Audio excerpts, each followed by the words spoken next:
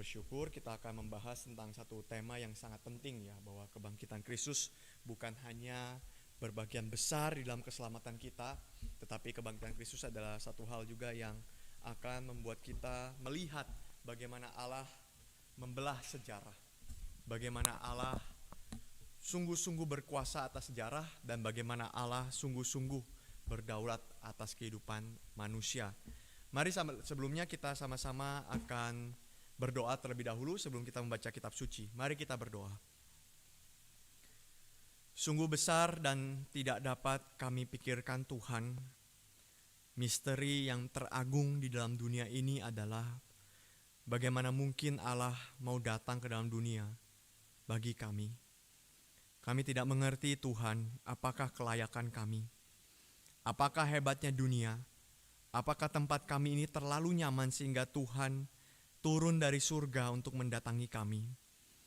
Kami tidak melihat bahwa kami ini lebih baik daripada malaikat-malaikat yang lain atau apapun itu Tuhan. Kami tidak melihat bahwa dunia ini lebih baik daripada tempat tamu yang ada di surga itu Tuhan. Tetapi kami melihat fakta bagaimana Tuhan memang datang. Fakta Tuhan memang mati bagi kami. Dan fakta yang menggetarkan dunia ini karena Tuhan bukan hanya mati, tapi Tuhan sendiri bangkit dari antara kematian. Dan sungguh-sungguh Tuhan sudah bertakhta sekarang di surga. Kami bersyukur Tuhan karena kami memiliki Allah yang hidup, bukan Allah yang mati. Allah yang mengasihi kami, Allah yang memelihara kami, Allah yang menggembalakan kami. Dan sebagai gembala yang agung, gembala yang sejati, Tuhan juga memberikan kepada kami firman di mana kami bisa mengenal Engkau. Terima kasih Tuhan untuk anugerah-Mu. Sekarang kami akan merenungkan kebenaran firman Tuhan, biarlah Engkau sendiri yang berbicara kepada kami. Jangan lewatkan satupun dari antara kami Tuhan terluput dari kebenaran firman-Mu. Biarlah firman Tuhan berbicara, biarlah hati kami dipenuhi dengan sukacita menyambut perkataan Tuhan yang bertumbuh subur dalam hidup kami. Tuhan tolong pimpin dan sertai kami. Terima kasih Tuhan, di dalam nama Tuhan Yesus Kristus kami berdoa. Amin. Saudara, kita akan membaca dari 1 Korintus pasal yang ke-15. Ini kisah tentang kebangkitan Kristus, namun saya tidak mengambilnya dari Injil, baik itu sinoptik maupun Injil Yohanes, tetapi saya mengambilnya dari 1 Korintus pasal yang ke-15, ayat yang ke-20 sampai ayat yang ke-28. Saudara bisa membukanya, dan saya akan membacakannya untuk kita sekalian. 1 Korintus pasal 15 ayat yang ke-20 sampai ayat yang ke-28. Demikian firman Tuhan, tetapi yang benar ialah bahwa Kristus telah dibangkitkan dari antara orang mati, sebagai yang sulung dari orang-orang yang telah meninggal. Sebab sama seperti maut datang karena satu orang manusia, demikian juga kebangkitan orang mati datang karena satu orang manusia. Karena sama seperti semua orang mati dalam persekutuan dengan Adam, demikian pula semua orang akan dihidupkan kembali dalam persekutuan dengan Kristus. Tetapi tiap-tiap orang menurut urutannya, Kristus sebagai buah sulung, sesudah itu mereka yang menjadi miliknya pada waktu kedatangannya. Kemudian tiba kesudahannya, yaitu bila mana ia menyerahkan kerajaan kepada Allah Bapa. Sesudah ia membinasakan segala pemerintahan, kekuasaan dan kekuatan. Karena ia harus memegang pemerintahan sebagai raja sampai Allah meletakkan semua musuhnya di bawah kakinya. Musuh yang terakhir yang dibinasakan ialah maut. Sebab segala sesuatu telah ditaklukkannya di bawah kakinya. Tetapi kalau dikatakan bahwa segala sesuatu telah ditaklukkan, maka teranglah bahwa ia sendiri yang telah menaklukkan segala sesuatu di bawah kaki Kristus itu tidak termasuk di dalamnya.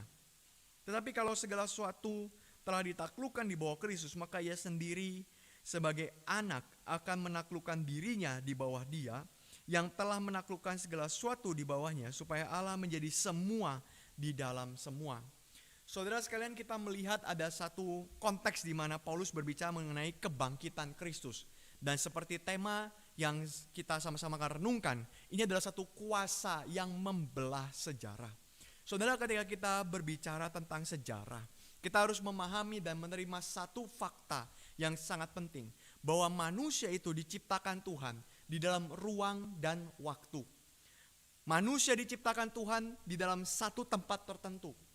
Kita tidak bisa berpindah tempat secara instan, secara cepat. Ketika saudara duduk di bangku tersebut, tidak ada orang lain yang bisa duduk lagi di bangku itu. Saudara menghabiskan ada semacam certain ruangan tertentu, sehingga orang tidak bisa hadir bersamaan dengan saudara di satu tempat yang sama-sama saling hadir, saling menutupi, tidak bisa. Seperti kursi tadi, saudara. Tetapi saudara sekalian, kita juga hidup di dalam waktu di mana usia dan segalanya itu terus bertambah, sehingga tidak mungkin kita kembali lagi kepada masa lampau. Meskipun di dalam film-film Hollywood, ya di dalam film-film itu banyak sekali memberikan satu realita yang baru. Mereka coba menawarkan realita yang baru, ya, seperti misalkan di dalam serialnya dari Marvel, di sana coba menawarkan realita yang baru. Realita apa? Realita adanya multiverse. Ya. Realita multiverse ini sebenarnya membawa manusia itu berimajinasi, membawa imajinasi kita untuk melihat dan mencoba untuk membantah bahwa manusia itu hidup di dalam ruang dan waktu. Karena pada saat yang sama kita bisa berada di dalam universe yang berbeda dan di dalam waktu yang berbeda. Ya. Maka manusia coba untuk melakukan hal itu dengan imajinasi mereka. Tetapi sekali lagi saudara sekalian, tidak ada sampai saat ini yang bisa membantah hal ini. Bahkan ketika kita bicara tentang mesin waktu dan sebagainya, katanya Einstein punya satu teori yang bisa membuktikan adanya mesin waktu, begitu dan seterusnya. Tapi toh sampai sekarang tidak bisa dibantah. Manusia tetap harus hidup di dalam ruang. Manusia tetap harus hidup di dalam waktu. Dan ruang dan waktu ini yang membatasi kehidupan manusia. Maka itu saudara sekalian, karena manusia hidup dalam ruang dan waktu ini, membuat manusia dibungkus oleh sejarah. Saudara, kalau kita lihat ya, apa sih artinya sejarah? Apa itu sejarah? Sejarah merupakan tafsiran, saudara. Sejarah merupakan tafsiran. Tafsiran tentang apa? Tentang kisah manusia di dalam ruang dan waktu tertentu. Saudara, kita tidak pernah bisa mengatakan maksudnya kita tidak bisa mengatakan bahwa sejarah itu suatu hal yang pasti, kecuali kalau ada catatan tertulis tentang itu. Tetapi kalau kita bicara misalkan tentang prasejarah, ya, kehidupan prasejarah, atau misalkan tentang satu monumen, ya, seperti di Mesir ada satu monumen yang sangat terkenal yaitu Sphinx, ya, Sphinx. Waktu orang melihat Sphinx, saudara, bagaimana seorang menafsirkan sejarah dari Sphinx? Itu kan satu tafsiran, saudara. Tafsiran misalkan apa? Ada orang yang mengatakan bahwa Sphinx itu dibangun di zaman Mesir kuno, bukan Mesir baru. Mesir baru itu orang-orang yang membangun piramid. Membangun piramida, membangun ya berbagai macam kebudayaan di daerah-daerah sekitar Kairo, ya, Thebes dan seterusnya. Ya. Tapi Mesir lama itu mereka lebih arahnya ke samping, agak ke selatan, begitu ya. Arahnya kalau tidak salah agak ke selatan, saudara. Dan memang mereka membangun Sphinx itu satu bangunan yang sangat besar sekali di mana di dalamnya mereka bisa masuk dan seterusnya. Itu ditafsirkan dari mana? Karena di pinggir Sphinx itu, ya saudara, di pinggirnya Sphinx itu ada bekas air. Batu kalau kena air itu kan membekas, ya. Sehingga para sejarawan melihat, oh ini berarti Mesir waktu itu kebanjiran. Dan di zaman sekarang nggak mungkin posisi Sphinx itu kebanjiran, kecuali ketika Sphinx itu memang dibangunnya di masa Mesir kuno. Karena di masa Mesir kuno ada masa di mana-mana seluruh Mesir itu banjir total. Ya mungkin Sphinx terkubur dan seterusnya gitu ya. Maka kita lihat saudara sekalian ya, dari satu fakta manusia berusaha untuk menafsirkan sesuatu. Ketika Indonesia ada di tahun 1945 memperjuangkan kemerdekaannya, fakta itu berbeda dengan peristiwa yang ada di Malaysia misalkan ya. Di Malaysia tahun 45 belum berbicara tentang kemerdekaan. Mereka baru bicara kemerdekaan setelah tahun 60-an kurang lebih ya. Belum di tahun 45. Maka saudara lihat, sejarah itu merupakan satu tafsiran terhadap peristiwa dan terhadap ruang dan waktu ya.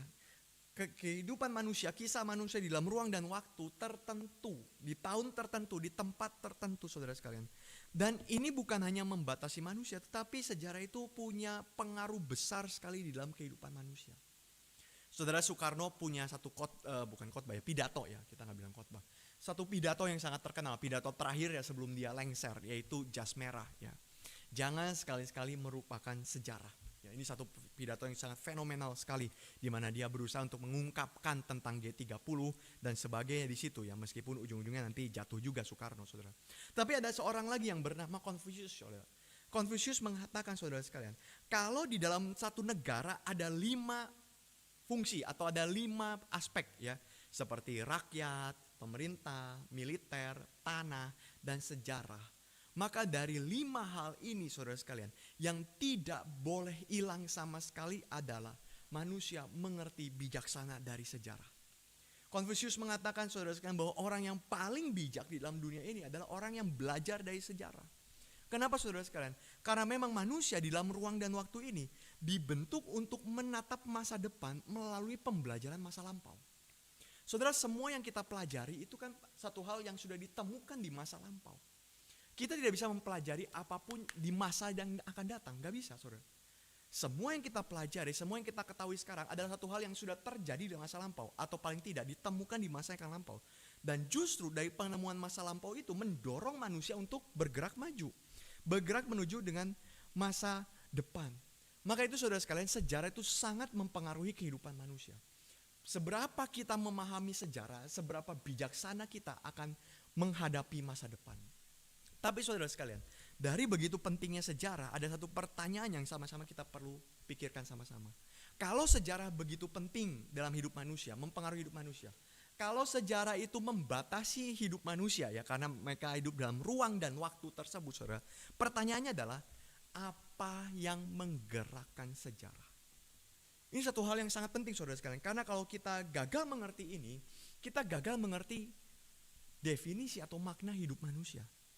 Sekali lagi saudara ya, manusia dikungkung oleh ruang dan waktu, manusia dipengaruhi oleh sejarah, maka kita perlu tahu apa yang menggerakkan sejarah. Saudara, saya mau angkat teori dari 2 orang. Pertama adalah seorang bernama Hegel, saudara. Dia seorang yang hidup di tahun 1700-an lebih ya, 1800-an saudara, di Jerman saudara. Dan Hegel ini punya teori tentang sejarah sangat menarik saudara sekalian, di mana dia terpengaruh oleh ide dari idealisme, saudara, idealisme. Saya ceritakan secara singkat ya, idealisme itu apa. Saudara, intinya seperti ini. Waktu kita menghadapi realita di dunia, pertanyaan dari manusia adalah, apa yang membuat kita dapat mengkonstruksi realita itu seperti apa? Misalkan seperti sekarang, saudara sedang duduk di kursi ya. Dari mana saudara bisa tahu dan bisa yakin bahwa saudara sedang duduk di kursi? Apa yang membuat saudara mengkonstruksi bahwa sekarang saudara sedang duduk di kursi?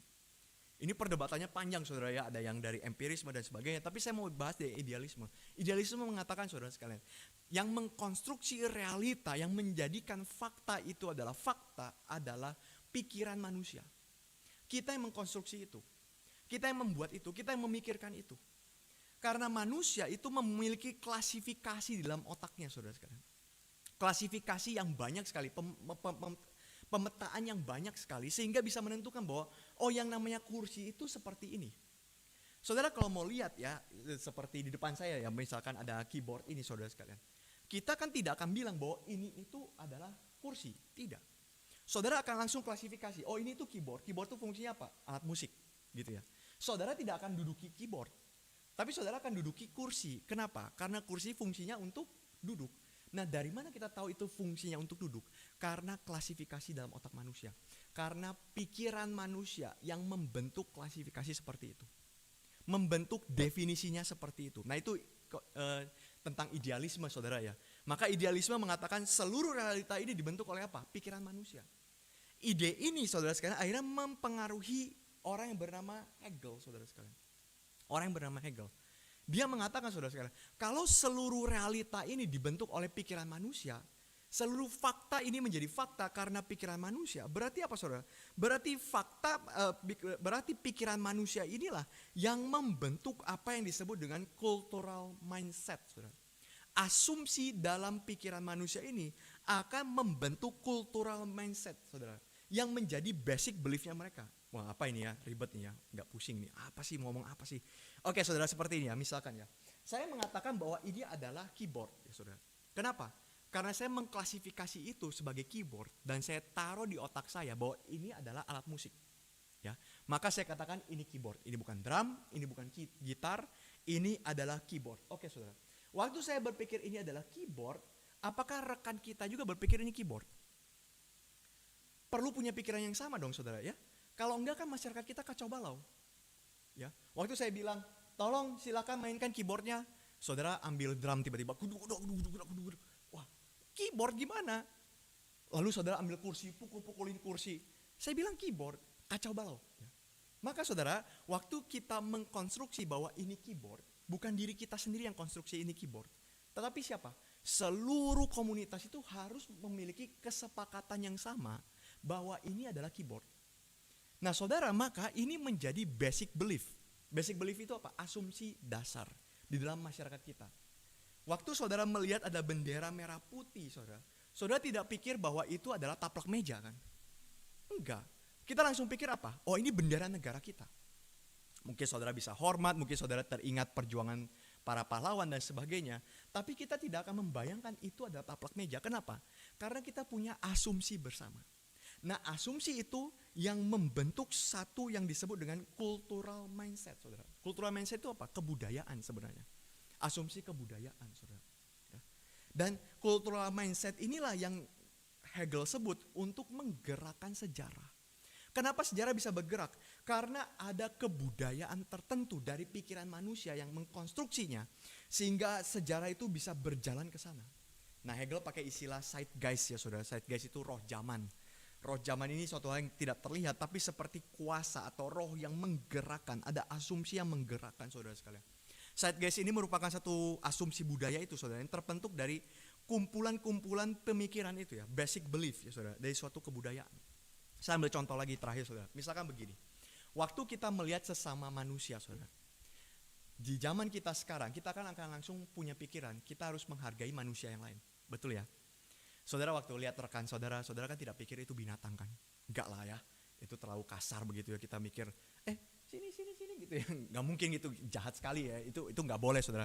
Kita langsung akan mengajak dia berbicara, mengajak dia kenalan, mengajak dia mungkin yuk kita makan yuk ke satu tempat dan sebagainya. Maka waktu sekarang manusia melihat ya, kita punya asumsi budaya itu apa? Manusia itu setara sekarang. Ya. Dulu kan ada zaman perbudakan saudara ya. Tetapi sekarang kita punya asumsi budaya manusia itu setara saudara sekarang. Dan asumsi budaya ini bahwa satu budaya menganggap seluruh manusia itu setara, akhirnya apa? Menggerakkan satu zaman yang baru saudara, yaitu apa? Zaman kemerdekaan. Maka saudara lihat ya, di tahun sekitar 1900-an ya, awal sampai pertengahan, itu banyak sekali negara-negara yang merdeka. Kenapa bisa begitu saudara sekalian? Karena dari asumsi manusia bahwa semua manusia itu setara, nggak boleh ada lagi perbudakan. Maka dari budaya itu ya, membentuk budaya yang akhirnya apa? Menggerakkan sejarah. Oke, sekarang kita mesti lawan pemerintah. Kenapa? Karena manusia setara, tapi pemerintah tidak menganggap kita setara. Maka kita mesti lawan supaya apa? Kita bisa merdeka, kita bisa setara. Dan seterusnya. Saudara nangkep ya kurang lebih ya. Saudara, maka seperti itu saudara yang Hegel katakan. Oke, sejarah digerakkan oleh apa? Oleh pikiran manusia. Sejarah digerakkan oleh apa? Oleh asumsi atau oleh kebudayaan manusia. Tetapi saudara, saya ambil pikiran yang kedua saudara. Thomas Carlyle mengatakan saudara sekalian, Carlyle ya, mengatakan nggak bisa. Kita nggak bisa digerakkan oleh asumsi. Kita nggak bisa digerakkan oleh pikiran dari komunitas saudara sekalian. Kenapa? Karena sejarah itu hanya digerakkan oleh para pemimpin besar. Great man. Semua penafsiran sejarah bergantung kepada great man. Siapa yang memegang pucuk pimpinan, siapa yang menjadi presiden, yang memegang pimpinan, maka dialah yang menggerakkan sejarah. Dan sejarah pun dijelaskan atau diberitakan kepada kita berdasarkan kehidupan dari para tokoh kan. Saudara, waktu kita berpikir sejarah, saudara kan langsung ingat tokoh. Kita kan gak berpikir sejarah, misalkan saya melihat ada sejarah kucing jalan-jalan di depan GRI Palembang gitu. Enggak ada. Kita melihat sejarah GRI Palembang itu apa? Oh, dari hamba Tuhan siapa saja yang sudah melayani di sini, siapa yang pertama kali membentuk persekutuan dan sebagainya. Langsung ingatnya ke tokoh kan. Maka ini yang dikatakan oleh Thomas Carlyle saudara ya. Dia mengatakan enggak, bukan oleh pikiran manusia, enggak. Karena pikiran manusia, konstruksi dari manusia itu tidak ada gunanya kalau tidak ada tokoh yang menggerakkan. Kalau tidak ada tokoh yang muncul saudara sekalian, tidak ada sejarah tanpa tokoh. Karena itu bagi dia saudara, bagi Thomas saudara, kehidupan sejarah itu adalah kehidupan kumpulan narasi dari para pahlawan saudara. Pahlawan, orang-orang tertentu ya, dia pakai istilah hierarchy saudara. Kita taunya monarki, oligarki, dia keluarkan satu istilah baru, hierarchy. Artinya pemimpin atau pahlawan lah yang menjadi pemimpinnya, yang gerakan sejarah. Soekarno memimpin Indonesia, maka akhirnya apa? Dia menggerakkan gerakan besar sekali untuk melawan Belanda. Ya, dan seterusnya saudara sekalian. Tapi sekarang saya mau tanya saudara sekalian, dari dua konsep ini saja saudara sekalian, saya mau tanya, benarkah manusia bisa menggerakkan sejarah? Apakah betul manusia bisa mengarahkan sejarah? Kalau manusia bisa mengarahkan sejarah, berarti saudara sekalian, manusia harus lebih besar dari sejarah. Manusia harus keluar ruang dan waktu, dia harus keluar dari sejarah untuk bisa mengarahkan sejarah. Karena sekali lagi, tanpa manusia keluar dari ruang dan waktu, manusia akan diseret oleh sejarah. Seperti tadi saya katakan ya, dikungkung oleh dan dibatasi oleh sejarah, saudara. Maka pertanyaan sekali lagi, apakah mungkin manusia punya kuasa menggerakkan sejarah? Jawabannya, gak mungkin, saudara. Kalau gak mungkin, kalau gitu siapa yang menggerakkan sejarah, saudara? Alkitab mengatakan hanya Allah saja yang menggerakkan sejarah. Gak ada yang lain. Sejak awal, saudara sekalian, bumi ini belum berbentuk, kosong, tidak ada apa-apanya. Siapa yang pertama kali memulai sejarah bumi ini, saudara? Allah, dengan penciptaannya. Waktu Allah menciptakan segala sesuatu, bumi ini akhirnya jadi penuh dengan ciptaan Tuhan, penuh dengan kemuliaan Tuhan. Tapi saudara, siapa yang bisa mempertahankan bumi ini bertahan sampai sekarang? Allah yang pelihara, saudara sekalian. Saya mengutip kalimat dari Craig Bartholomew, saudara. Dia mengatakan, saudara, dia pernah mengatakan, bumi ini kalau Allah tidak topang, saudara, dosa akan menghancurkan bumi ini sehancur-hancurnya. Gak mungkin kita bisa lihat kebaikan. Saudara sekarang masih bisa lihat kebaikan. Kita masih lihat bahkan orang tidak percaya Tuhan pun, orang ateis pun, dia tetap masih bisa memelihara anaknya kan. Dia gak langsung bunuh anaknya gara-gara dia ateis. Enggak, dia pelihara anaknya, saudara. Kenapa? Kebaikan ini datangnya dari siapa? Dari Tuhan, saudara. Dari Allah yang topang, Allah yang memelihara. Bahkan Alkitab pun mengatakan sejarah dunia ini, saudara sekalian, diarahkan oleh Allah sendiri. Diarahkan kemana? Diarahkan untuk kemuliaannya. Saudara lihat, dibuka oleh Allah, dipelihara oleh Allah, diarahkan untuk kemuliaan Allah. Maka saudara sekalian, kita lihat sejarah sejak awal digenggam oleh tangan Allah yang berdaulat. Tidak ada yang bisa pegang ini, saudara sekalian. Tidak ada yang bisa membanting setir sejarah ini. Sampai saudara sekalian, iblis merebut dan membelokkannya. Iblis membuat manusia jatuh dalam dosa. Iblis membuat manusia melawan Tuhan. Sehingga dosa masuk ke dalam sejarah dunia ini. Dosa masuk ke dalam sejarah ciptaan, saudara sekalian. Dan akhirnya ini membanting setir sejarah. Menuju apa? Bukan lagi pada kemuliaan Tuhan, tetapi menuju kepada kemuliaan diri. Menuju kepada pesta pora diri. Maka kita lihat saudara sekalian di dalam sejarah. Kalau saudara mempelajari sejarah, saudara, apa sih intinya sejarah? Di dalam sejarah itu banyak sekali kekerasan. Di dalam sejarah itu banyak sekali intrik politik, termasuk gereja, saudara. Saudara baca, pelajari sejarah gereja, saudara, kita akan nangis, saudara. Gereja di masa lampau itu bisa rebutan kekuasaan sampai ada 3 paus, saudara. Pernah terjadi satu masa di mana gereja punya 3 paus, 3 pemimpin, di mana 3-tiganya gak mau ngalah. 3-tiganya mengatakan yang itu bidat, yang itu bidat, yang itu sesat, saudara. Di dalam sejarah gereja pernah terjadi di mana paus diculik oleh raja demi kepentingan raja. Di dalam sejarah gereja terjadi rencana busuk, intrik politik, keserakahan dan sebagainya. Kita selalu melihat ini sepanjang sejarah, saudara. Sepanjang sejarah dunia. Tidak ada sejarah satupun yang lepas dari dosa, saudara. Gak ada. Dosa mewarnai alur sejarah. Dan dosa mengarahkan sejarah, saudara. Ujungnya pada apa? Kematian. Saudara, ini karakter dari dosa, saudara. Dosa itu bukan satu hal yang tidak berujung. Dosa itu selalu punya ujung. Dan ujungnya itu apa, saudara? Kematian, saudara. Kita lihat sekompleks apapun kebudayaan, saudara. Sebesar apapun pemimpin berkuasa, saudara. Tidak bisa membantah fakta kematian ini. Saudara, izinkan saya bertanya, saudara sekalian. Di manakah kebudayaan terbesar? Di manakah tradisi terbesar? Di manakah kerajaan terbesar di dunia saat ini, saudara sekalian? Dulu pernah ada kerajaan Mesir yang sangat berjaya sekali. Mesir itu salah satu kerajaan yang memperkenalkan kereta kuda perang, saudara sekalian. Itu adalah senjata yang paling ampuh saat itu. Dulu ada kerajaan Babilonia, saudara sekalian, di mana tembok daripada Babylon itu besar sekali. Gerbangnya sangat besar sekali, mewah, megah sekali, saudara sekalian. Dan raja itu sering bersantai di satu tempat namanya Hanging Garden, saudara. Taman gantung yang sangat indah. Sekarang kemana, saudara? Persia pernah menjajah bumi ini, saudara sekalian, dari Asia sampai ke Eropa, sampai ke Yunani, saudara sekalian. Romawi, saudara, Besarnya udah kayak apa saudara? Mongolia di bawah pemimpinnya Genghis Khan saudara, dari timur sampai barat saudara. Bahkan banyak orang mengatakan banyak dari manusia saat ini adalah keturunan dari Genghis Khan saudara. Karena dia punya istri banyak sekali, karena dia menaklukkan banyak sekali daerah. Saudara, saya mau bertanya, di manakah para pemimpin itu? Kita lihat Hannibal mati, Alexander Agung mati, Darius Agung mati, pemimpin Romawi Julius Caesar mati saudara. Siapa yang tidak mati saudara? Semua mati. Tidak ada yang lepas. Tidak ada yang bisa kembali dari kematian. Semua ujungnya kenangan. Tidak ada lagi orang itu sampai sekarang saudara. Maka saudara, kalau kita lihat ya, sejarah itu dikuasai oleh dosa dan kematian. Dosa, kejahatan, kebusukan manusia itu ada di sejarah. Selama mereka hidup, mereka menciptakan kebusukan. Setelah itu, mereka masuk dalam kematian dan tidak pernah kembali lagi. Saudara, bagaimana melihat hal ini saudara sekalian? Alkitab memberikan satu solusi yang sangat penting saudara. Melalui apa? Kebangkitan Kristus ini saudara. Maka ini saya katakan saudara sekalian, ini adalah satu peristiwa yang membelah sejarah saudara. Ini adalah satu peristiwa yang memunculkan kelompok orang-orang yang menerangi dunia dengan Injil. Memutarbalikkan sejarah kembali kepada Tuhan saudara. Maka tanpa kebangkitan Kristus, Paulus katakan saudara, semuanya tidak berguna. Semuanya sia-sia. Paulus mengatakan kita mati aja udah sekarang. Kita makan-makan pesta pora, mati saja sudah semua. Enggak berguna saudara. Kenapa enggak berguna saudara? Bukan berarti kita tidak bisa melakukan apapun. Paulus enggak bicara itu saudara. Paulus tidak bicara itu. Karena at least saudara sekalian, paling tidak saudara sekalian, kita bisa melakukan dosa.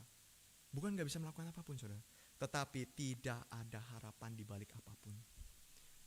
Saudara, manusia cuma putar-putar di dalam sejarah yang lagi-lagi begitu lagi begitu lagi, intrik lagi. Semua politik ngomongin intrik. Semua politik ngomongin hal yang buruk seperti ini saudara sekalian. Kekuasaan, ekonomi dan sebagainya saudara sekalian. Tidak ada harapan. Tidak ada harapan. Tetapi saudara, kebangkitan Kristus adalah buah sulung, Paulus katakan, yang krusial di dalam sejarah untuk membelah kematian. Nah, kita akan bahas beberapa hal saudara tentang hal ini ya. Buah sulung yang krusial dalam sejarah untuk membelah kematian saudara. Yang pertama saudara yang kita bisa lihat saudara. Kenapa saudara? Ini peristiwa ini sangat penting membelah sejarah. Karena kebangkitan Kristus itu merestorasi kemanusiaan. Merestorasi kemanusiaan saudara. Kejadian mengatakan dosa Adam itu menyebabkan kematian. Sekali lagi saudara, dosa berujung pada kematian. Tapi sekali lagi kita bertanya, apa sih artinya kematian saudara? Apa artinya kematian? Apakah kematian hanya bicara tentang nafas yang terputus dari hidung kita ini? Apakah kematian hanya bicara tentang syaraf-syaraf yang sudah tidak mengalirkan lagi energi listrik kepada seluruh tubuh kita? Apa yang disebut kematian saudara sekalian? Alkitab menyatakan saudara, kematian itu selalu berkait dengan rusaknya kemanusiaan saudara. Rusaknya kemanusiaan. Manusia sebenarnya didesain oleh Tuhan untuk apa? Bergantung pada Tuhan. Didesain oleh Tuhan untuk memuliakan Tuhan. Didesain oleh Tuhan untuk mengembangkan bumi ini demi Tuhan saudara. Manusia punya potensi yang sangat besar yang tidak ditemukan oleh makhluk manapun. Tidak ditemukan dimanapun saudara sekalian. Manusia begitu berharga. Bahkan Alkitab mencatat hanya manusia yang dikatakan sebagai gambar Allah. Malaikat bukan gambar Allah. Binatang bukan gambar Allah. Hanya manusia yang punya potensi begitu besar seperti itu. Tetapi saudara sekalian, potensi yang besar itu dipakai manusia untuk berontak. Potensi yang besar itu dipakai manusia untuk menjadi musuh paling besar bagi Allah. Saudara, manusia harusnya menjadi rekan kerja Allah, teman yang paling dekat, sahabat terdekatnya daripada Allah. Tetapi manusia justru jatuh dalam dosa dan menjadi musuh yang paling besar melawan Tuhan. Maka saudara, seluruh potensi manusia ini rusak. Saudara, ini yang disebut dengan dosa, merusak seluruh potensi kemanusiaan kita. Kita punya potensi untuk apa saudara? Kita punya potensi untuk mengasihi. Tapi saudara lihat ya, di dalam dunia ini, saya belum pernah research benar-benar sih sesuai angka ya saudara. Tapi saya lihat saudara, sebagian besar kasus pembunuhan di dunia ini terjadi karena motif cinta kasih. Suami saya selingkuh, saya bunuh dia. Istri saya main sama orang lain, saya bunuh dia. Anak saya begini, ini incu saya atau siapapun saudara. Motifnya karena cinta kasih. Ini satu hal yang aneh saudara, ini misteri. Orang bunuh motifnya kasih saudara. Dari mana ini bisa terjadi? Karena potensi manusia sudah dirusak saudara. Dari kasih itu menjadi egois. Dari keadilan menjadi penindasan. Dari kebenaran menjadi manipulasi dan seterusnya, saudara sekalian. Kematian tidak hanya bicara kita masuk neraka. Kematian tidak hanya bicara kita masuk liang kubur. Tapi kematian berbicara tentang kehidupan manusia yang rusak di bumi ini, saudara sekalian. Maka saudara sekalian, manusia harus dapat hidup yang baru. Tapi dari siapa? Dari sang sumber hidup. Gak ada lagi dari yang lain. Kita harus kembali lagi kepada awal mula di mana sejarah ini dimulai, saudara sekalian. Di mana Allah lah yang menciptakan semuanya. Maka kita kembali lagi memulihkannya dengan Allah sendiri, saudara sekalian. Apa itu hidup yang baru, saudara? Hidup yang baru itu adalah satu pulihnya kemanusiaan yang ada pada kita karena Allah, saudara. Pulihnya kemanusiaan, pulihnya direction, arah daripada kemanusiaan itu. Sehingga saudara sekalian, hidup yang baru itu akan merubah seluruhnya bagi kita. Bukan hanya membuat kita beriman kepada Tuhan saja, itu good, itu one thing, saudara sekalian. Tetapi Paulus mengatakan di dalam Roma 12, saudara, seluruh akal budi, seluruh pikiran kita, seluruh perasaan kita, seluruh hati, seluruh hidup, seluruh tindakan kita harus berubah, saudara. Itu yang disebut dengan hidup yang baru, saudara. Hidup itu tidak bisa setengah-setengah, saudara. Kita nggak mungkin membelah hidup kita jadi dua. Manusia punya banyak sekali potensi di dalam hidup, tapi manusia tidak mungkin membelah hidupnya jadi dua. Gak mungkin, saudara sekalian. Misalkan, saudara, otaknya, pintarnya luar biasa sekali. Pintar sekali, saudara sekalian. Tetapi hatinya tidak ngerti apa-apa, nggak bisa, saudara. Karena dari otak ini nyambung ke hati, saudara. Dari otak itu nyambung ke hati. Maka aturan-aturan yang dibuat itu seharusnya masuk ke dalam hati kita, saudara. Kita ngejalanin aturan itu bukan karena kita tahu, oh iya ini secara logika ini benar. Bukan, tapi dari hati, saudara. Itu merubah hati. Semua nilai-nilai moral itu kan diungkapkan dari pikiran dulu kan. Nah, jangan kasar sama orang misalkan ya. Waktu kita kecil dikasih tahu orang tua kita, jangan kasar sama orang. Kan awalnya dari otak ya. Oh, jangan kasar orang. Kita proses. Setelah proses, masuk ke hati, saudara. Maka ini gak bisa lepas, saudara. Itu sebab waktu kita percaya sama Tuhan, saudara. Waktu kita percaya Tuhan, itu gak bisa hanya otaknya saja. Percaya Tuhan, percaya. Apa percaya Tuhan itu? Apa artinya percaya Tuhan? Ya, saya tahu Kristus mati di atas kayu salib, tapi hati kita tetap jahat. Hati kita tetap berbuat dosa. Gak bisa, saudara sekalian. Ini satu kesatuan yang utuh.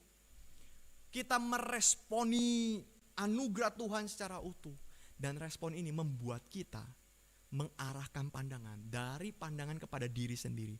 Dari pandangan kepada keegoisan sendiri. Dari pandangan kepada apa yang saya inginkan. Menjadi pandangan kepada Tuhan. Dan inilah yang terjadi melalui kebangkitan Kristus, saudara. Kenapa bisa demikian? Karena sekali lagi, saudara, kebangkitan Kristus itu berkait erat dengan kebangkitan kita. Kristus tidak bangkit sendiri. Kristus tidak bangkit hanya untuk kebangkitan for the sake of Christ's resurrection itself, saudara, tidak. Tapi Kristus bangkit, Alkitab mengatakan dia menjadi yang sulung, saudara. Buah sulung, saudara. Apa sih artinya buah sulung, saudara? Di zaman kita sekarang sudah tidak ada istilah itu. Buah sulung itu apa artinya? Anak sulung ada, buah sulung gak ada. Apa artinya buah sulung, saudara? Paulus memakai istilah first fruit, saudara. Bahasa Inggrisnya ya, buah sulung. Artinya apa? Di tradisinya orang Yahudi, saudara, zaman itu, saudara.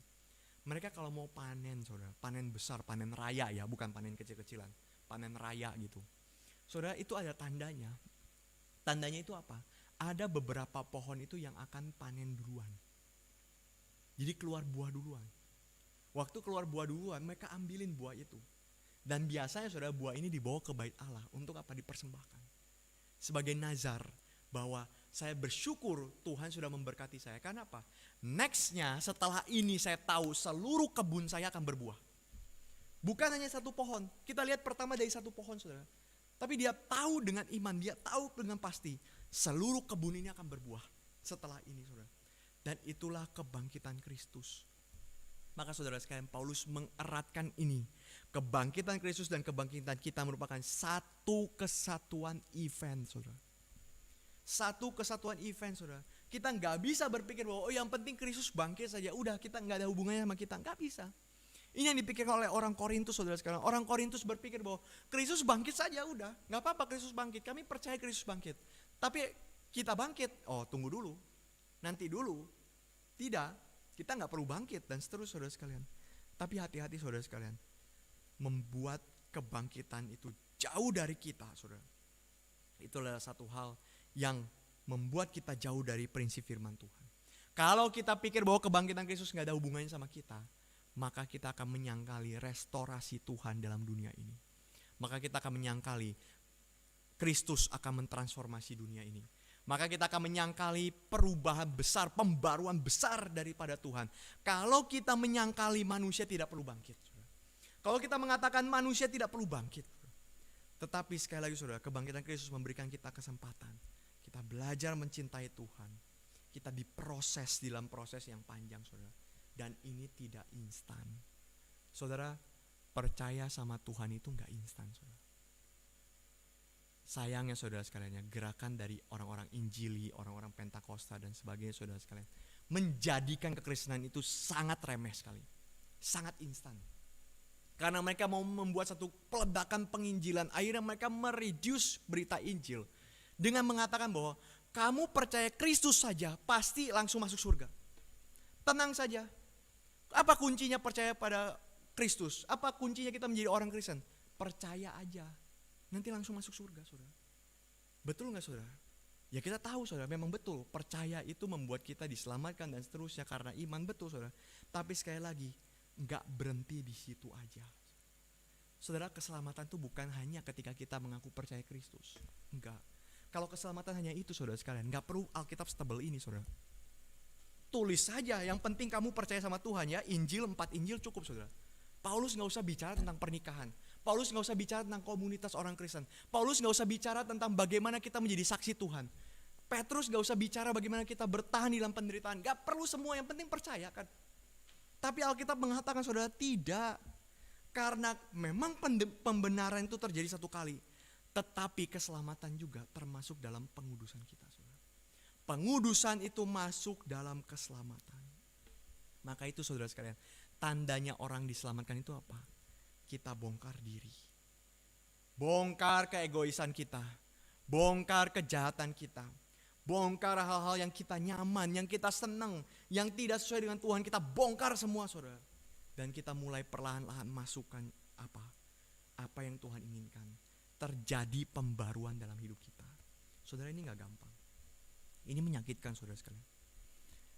Ini menyakitkan. Gak usah jauh-jauh saudara sekalian. Ditegur oleh atasan kita saja. Itu kan bisa jadi satu hal yang sangat menyakitkan kan. Banyak orang tersinggung ditegur saudara. Banyak sekali. Padahal tegurnya hal sepele saudara. Tegurnya satu hal saja. Beda kalau dicerewetin semua dari A sampai B dicerewetin, barulah orang bohwat lah ya ngelihatnya gitu. Gila gitu ya, semua salah seolah-olah. Beda. Tapi kita tegur satu hal saja saudara, itu kan sudah sakit. Apalagi saudara sekalian, kita mengatakan hidup kita itu direstorasi seluruhnya. Berarti apa? Seluruhnya akan dikuduskan. Seluruhnya akan dikoreksi oleh Tuhan. Seluruhnya akan diperbaiki oleh Tuhan saudara sekalian. Dan karena itu saudara sekalian, ini merupakan satu proses bagian dari kedewasaan rohani.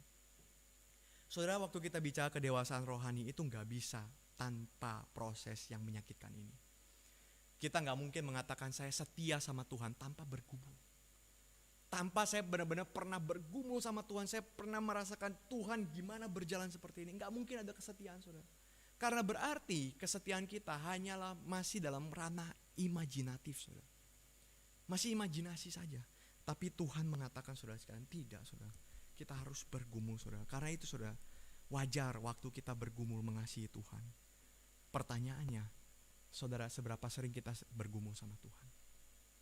Berapa sering sih saudara? Kita jadi orang Kristen udah berapa tahun? Saya percaya saudara mungkin bukan baru 1-2 tahun jadi orang Kristen. Mungkin sudah belasan tahun. Mungkin sudah puluhan tahun, saya gak tahu saudara. Tapi berapa sering kita bergumul sama Tuhan? Berapa sering waktu kita dengar khotbah, kita merasakan bahwa Tuhan ini gimana jalaninnya ya? Atau bahkan kita merasakan Tuhan kayaknya saya nggak mau khotbah seperti ini, saya nggak mau dengar seperti ini, tapi saya mesti taat sama Tuhan. Saudara, itu kan membuat kita bergumul saudara. Apakah setiap kali kita dengar firman Tuhan kita punya pergumulan ini, atau kita pikir rohani kita baik-baik saja? Sudahlah, nggak apa-apa. Oh iya, khotbahnya tentang ini ya. Jadi apa yang ada tinggal dimasukin. Pendeta ini ngomong ini, masukin. Ini semua jadi gado-gado, saudara. Injil kita gado-gado, teori kita gado-gado, hidup kita pun akhirnya gado-gado, saudara. Campuran antara hidup buat Tuhan, hidup buat setan, hidup buat siapa, semua campur jadi satu, saudara. Gado-gado. Apakah seperti itu, saudara? Saudara, kita lihat ya, kuasa kebangkitan itu akan merestorasi kemanusiaan. Sehingga apa? Kita akan terus belajar untuk introspeksi diri. Ini satu tanda yang sangat penting, saudara. Orang Kristen perlu banyak belajar introspeksi diri. Bukan berdasarkan pikiran moralnya orang dunia saja, saudara. Tidak, tapi berdasarkan Injil. Berdasarkan firman Tuhan, apakah yang saya jalankan sesuai firman atau tidak? Maka ini hal yang pertama, saudara. Hal yang kedua, saudara, sekalian kita melihat, saudara, first fruit ini menjadi satu janji Allah kepada umatnya. Saudara, sekali lagi ya, buah sulung itu, saudara, dipersembahkan sebagai nazar kepada Tuhan. Menunjukkan bahwa akan ada kelimpahan selanjutnya, di mana persembahan itu akan berlanjut, saudara. Dia nggak hanya persembahkan buah sulung saja sama Tuhan, enggak. Tapi di dalam seluruh kelimpahan itu, saudara, nanti dia akan persembahkan perpuluhan, dia akan persembahkan lagi korban yang isinya biji-bijian, buah-buahan dan sebagainya, saudara. Dia akan persembahkan dari hasil ladangnya dia itu, saudara. Kita lihat kisahnya Anania Safira misalkan ya, itu kan setelah menjual ladang juga dia persembahkan pada Tuhan dan sebagainya, sama, saudara sekalian. Nah, saudara, maka janji ini membawa harapan ya, khususnya kepada kita di dalam kondisi yang buruk. Saudara, kebangkitan Kristus memang membelah sejarah. Tetapi saudara, kebangkitan Kristus tidak langsung memutarbalikkan sejarah berdosa. Saudara bisa bedakan dua hal ini ya. Kebangkitan Kristus pasti membelah sejarah. Pasti. Tetapi tidak langsung memutarbalikkan sejarah manusia berdosa. Kenapa? Karena kita lihat sekarang, saudara, setelah Kristus bangkit, apakah semua manusia langsung hidup suci? Apakah gereja Tuhan hidup di dalam kedamaian, ketenangan? Enggak, saudara sekalian. Kesulitan, penderitaan, semua muncul, saudara. Semua muncul. Orang-orang Kristen itu dianiaya dengan begitu hebat, semua muncul, saudara. Tetapi, saudara sekalian, di tengah kondisi seperti itu, bukan berarti kuasa kebangkitan Kristus gagal. Bukan. Tapi justru ini menjadi satu jaminan restorasi bahwa kebangkitan Kristus akan membereskan semua itu. Kita melihat teologi already not yet di sini, saudara. Sudah tapi belum. Maksudnya gimana? Sudah karena Kristus sudah bangkit. Dia sudah kalahkan maut. Tapi masih ada sisa-sisa keberdosaan itu, saudara. Di dalam sejarah dunia masih ada sisa-sisa itu. Di mana perlahan-lahan umat Tuhan akan menaklukkannya di bawah kuasa daripada Kristus, saudara sekalian. Maka saudara sekalian, ini seharusnya ya menguatkan kita untuk bertahan. Bertahan hidup di dalam dunia. Bukan dengan spirit escapism, saudara. Spirit kabur. Saudara, ini perkataan dari Karl Marx juga ya. Karl Marx bilang begini, saudara sekalian. Agama itu candu dari masyarakat. Kenapa manusia pengen cari agama? Karena hidup ini susah dan mereka gak sanggup. Jadi mereka pakai agama, Tuhan baik, Tuhan mengasihimu, Tuhan mencintaimu. Oh iya, saya terhibur. Akhirnya apa? Mereka seolah-olah dibawa kabur sebentar dari realita sulitnya hidup ya. Ini yang biasa orang suka sebut ya, melarikan diri ini, saudara ya. Melarikan diri dari apa? Dari kenyataan ini. Dibawa kabur sebentar. Oh ya, Tuhan baik dan sebagainya. Nanti habis itu masuk lagi supaya apa? Lebih kuat. Makanya saudara sekarang ada gereja-gereja seperti Joel Osteen, saudara. Dia nggak mau khotbahin tentang dosa. Jangan bicara dosa dong. Jangan bicara keburukan manusia dong. Mereka sudah dimarahin bos seharian. Datang ke gereja ya kasih hiburan, saudara. Tapi Alkitab apakah bilang seperti itu, saudara? Enggak. Itu spirit pengen kabur, saudara.